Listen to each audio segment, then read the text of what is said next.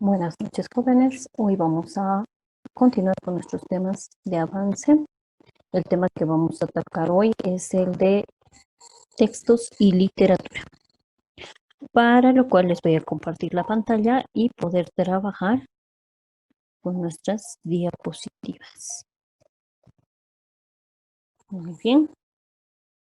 Vamos a dar inicio y empezamos. Un momento, por favor. Ahora sí. El tema que hoy vamos a continuar es textos y literatura. ¿A qué se referirá textos y literatura? ¿Ustedes consideran que están ligados entre sí? Pues sí, los textos y literatura se encuentran muy ligados, ¿ya? Y eso es lo que vamos a ir explicando en el desarrollo de esta clase. Como pueden ver aquí en la imagen, observamos unos libros y a la vez un papel, un escrito y un lápiz. Todo lo que es literatura siempre está ligada a la escritura, ¿ya? Entonces vamos a dar inicio. Para empezar y comprender, vamos a recordar qué es literatura. Acá nos dice, es una de las formas de comunicación artística en la que se utilizan las palabras para crear obras de arte. Son obras de arte a través de las palabras, la literatura, ¿ya? Acá nos dice, es el arte de comunicar un mensaje organizado con palabras de tal modo que transmiten belleza y despiertan una sensación o un sentimiento determinado. Es una posibilidad de la realidad. Es un modo de conocimiento de la realidad. Es una forma de lenguaje. Es un estilo de vida. Podemos decir que la literatura es un modo de trascendencia. ¿Qué querrá decir trascendencia? Es ir más allá. Cuando nosotros nos referimos a la literatura como un arte a través de la palabra, queremos referirnos a que la literatura nos va a ayudar mediante lo que es la palabra a llevarnos y transportarnos a otros mundos, como así decir. Te abre la puerta a realidades alternas que puede crear un escritor. Pero esta literatura es considerada un arte porque a través de la literatura uno puede llegar a imaginarse, a poder ver más allá de lo que ve, a imaginarse mundos y realidades alternas, pero utilizando un lenguaje distinto al cotidiano, distinto al lenguaje coloquial.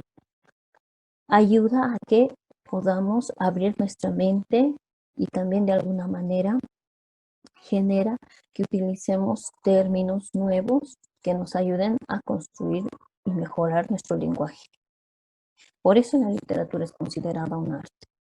Es el arte a través de la palabra. Pero, ¿qué son los textos literarios? Los textos literarios tienen un propósito artístico o estético, a diferencia de otro tipo de textos. Buscan eventualmente transmitir enseñanzas o hacer reflexionar, buscan crear belleza mediante la palabra. Los textos literarios presentan un lenguaje especial que les otorga un valor estético. Dentro de los textos literarios podemos mencionar que están ligados a los poemas, cuentos, fábulas, leyendas, obras de teatro o también las novelas. Esos son los tipos de textos literarios que tenemos. Ahora les voy a presentar esa tabla donde nos indica los textos que son literarios y los textos que no son literarios. Los textos literarios, dentro del género de los textos literarios, podemos mencionar los textos narrativos, textos líricos y textos dramáticos. Dentro de los narrativos están los cuentos, fábulas, leyendas, mitos, novelas. Dentro del lírico tenemos lo que son las canciones, poemas, odas. Y dentro del dramático, las obras de teatro. Todas estas son consideradas textos literarios. porque utilizan un lenguaje figurado, utilizan un lenguaje con un propósito estético y artístico, a diferencia de los textos no literarios.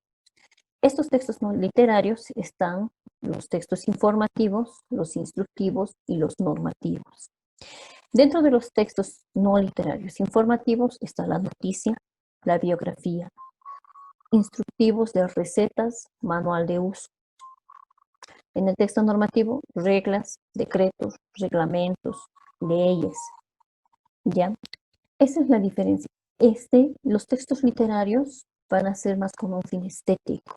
En cambio, los no literarios tienen la finalidad un poco más que tiene cánones, tiene parámetros que seguir. En cambio, este hace que la imaginación del lector o del autor pueda volar, pueda abrirse. En cambio, en este es más exacto, ¿ya? Por eso las recetas, manuales de usos, reglas, decretos, reglamentos, noticias y biografías son textos considerados no literarios. Continuamos.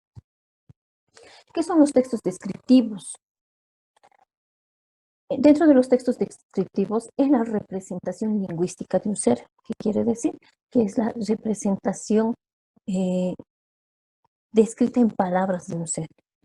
Es el relato de cómo son las personas, las cosas, los lugares y las situaciones. Mediante la palabra vamos a ir describiendo. Es el dibujo hecho con palabras de personas, animales, lugares u objetos mediante la exposición de sus características, cualidades, usos, a fin de que otros puedan crear una imagen mental de ellos. ¿A qué se refiere esto con un dibujo hecho con palabras? Cuando nosotros empezamos a describir, así como vemos en esta imagen, automáticamente cuando una persona empieza a describir, ya sean objetos, cualidades, uno ya va imaginándose automáticamente diferentes situaciones, diferentes cosas, de acuerdo a la descripción que se le vaya dando. Ese es el poder de nuestra mente, ¿ya? A medida que a nosotros nos vayan describiendo algo, nosotros tenemos el poder de imaginarnos cómo podría ser. Automáticamente, si tú cierras tus ojos y te vas imaginando algo que te van a ir describiendo, si yo te digo que cierres los ojos y que empieces a ver o visualizar un río, unos árboles frondosos, automáticamente ya se te vienen esos objetos a la mente. Ese es el poder de los textos descriptivos, ¿ya? Es la explicación minuciosa de sentimientos, de sensaciones, de los procesos, procedimientos para hacer algo. Se le utiliza al interior de otros textos. Los textos descriptivos son muy utilizados en lo que es la literatura. Pero ¿cuáles son estos textos descriptivos? De acuerdo a su importancia tenemos la siguiente clasificación. Topografía es un tipo de texto descriptivo. La topografía es la descripción de un lugar, de un espacio geográfico. Pueden describirla en orden espacial de los elementos, extensión, localización, aspecto general. También tenemos el texto descriptivo de la prosopografía, que es la descripción física de una persona, la descripción externa de una persona, lo que se puede ver a simple vista. Por ejemplo, la descripción de la cara. Dentro de la cara podemos encontrar ojos, nariz, orejas, cabello. Y al describir podemos mencionar en ojos si son ojos cafés, marrones, color miel, si son grandes, son pequeños. Si su nariz es normal, grande, aguileña. Entonces, esa es una descripción física externa. Podemos mencionar las características o descripción del cuerpo, si es alto, bajo, si es de complexión, si es de peso, si son gordos, flacos. Entonces, y también podemos hacer una descripción de la vestimenta y otros aspectos importantes que son externos de la persona, propios de la persona, la prosopografía. Luego tenemos descripción de un objeto. A un objeto lo podemos describir del material, para qué sirve, del tamaño, cómo se usa, la forma, el color. Podemos utilizar esos aspectos al describir un objeto.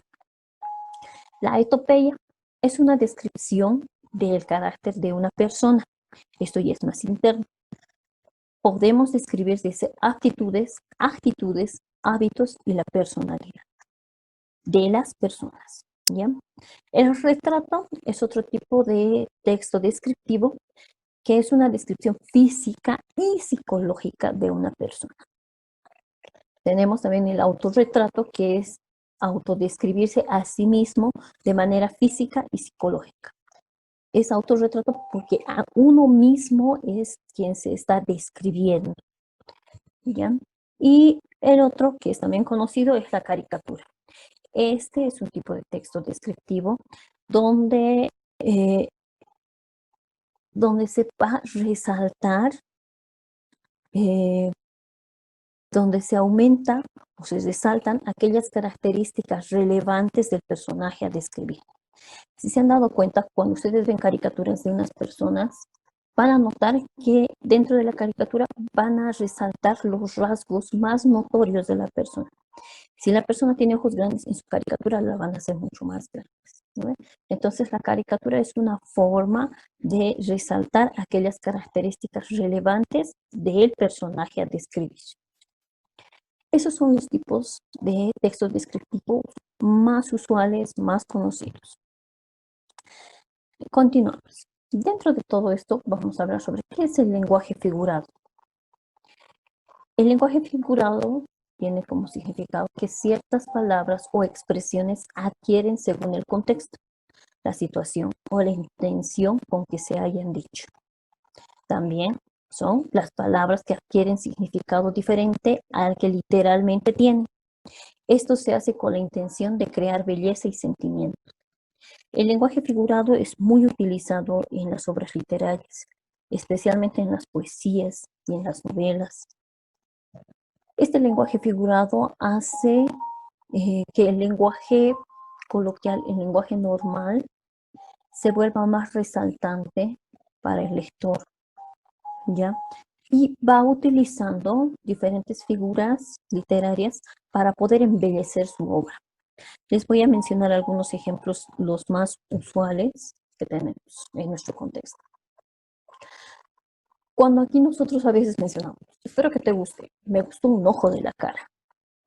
Textualmente no estamos diciendo que nos hemos sacado un ojo para pagarlo, pero sí hacemos referencia a que tiene un costo elevado, que es carísimo, ¿no? Ahora, en el siguiente ejemplo dice, y no lo cuentes a nadie, seré una tumba. ¿Qué querrá decir eso? Cuando decimos seré una tumba, es ser una persona que sabe guardar secretos. En vez de decir, esa persona sabe guardar secretos, algunos dicen, esa persona es una tumba.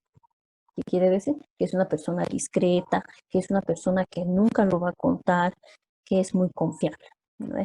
Entonces, si se dan cuenta, el lenguaje ahí figurado utiliza otras palabras para darle un sentido a la expresión.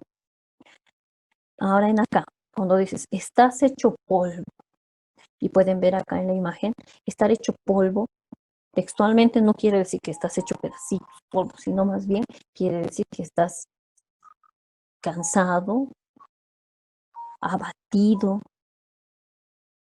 Es como cuando otros dicen, no, estás hecho pomada, está totalmente destrozado. No textualmente, pero quiere reflejar que realmente está mal, ¿no? Entonces, hay otra expresión aquí que nos dice, vine a dar la cara. Toma, te la doy a vos, ¿no? Pero no textualmente, sino más bien es una expresión que nos quiere, que nos hace referencia a hacerse cargo de algo, a asumir responsabilidad de algo. El lenguaje figurado entonces va a utilizar esta clase de expresiones para poder enriquecer con fin estético al lenguaje. Este lenguaje figurado por lo general se utiliza bastante en lo que es la poesía y las novelas. Dentro de todo esto también está vinculado lo que es el folclore nacional. ¿Pero qué es el folclore? Es la expresión de la cultura de un pueblo, música, bailes, leyenda, pero el folclore también puede contener elementos religiosos y mitológicos. ¿Cómo está ligado a la literatura? Porque el folclore de un pueblo es sumamente importante para entender la forma en la que éste vive su historia, cómo fue surgiendo la estructura social. Todas nuestras obras literarias, ya sean novelas, ya sean poesías y otros, o teatros, siempre van a estar ligadas a que está ligado a entender la forma en la que éste vive, reflejar realidades, reflejar problemáticas, reflejar situaciones que puedan servir como ejemplo. Y forzosamente esas situaciones que se vayan reflejando en las obras literarias están ligadas a un contexto, están ligadas a una cultura. Y es ahí donde van a resaltar estos aspectos.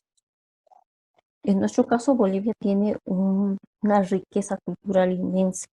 Y dentro del folclore nacional podríamos hablar un montón de cosas, porque somos diversos. Por eso el denominativo de Estado plurinacional, porque tenemos varias nacionalidades dentro de nuestro país. Y si cada uno de nosotros hacemos un estudio minucioso de cada una de las poblaciones, podemos ir resaltando las costumbres, podemos ir resaltando lo más elemental de esas poblaciones. Y el escrito ya es una obra literaria. Nosotros podemos rescatar sus cuentos, sus mitos, sus leyendas, que estaría también dentro de lo que es el folclore, su forma de vida, dentro de lo que es cultura. Estaríamos tomando en cuenta su historia. Por eso es que está ligado el folclore nacional a la literatura. Bueno, jóvenes, hasta aquí el tema de textos y literatura. Gracias por su atención.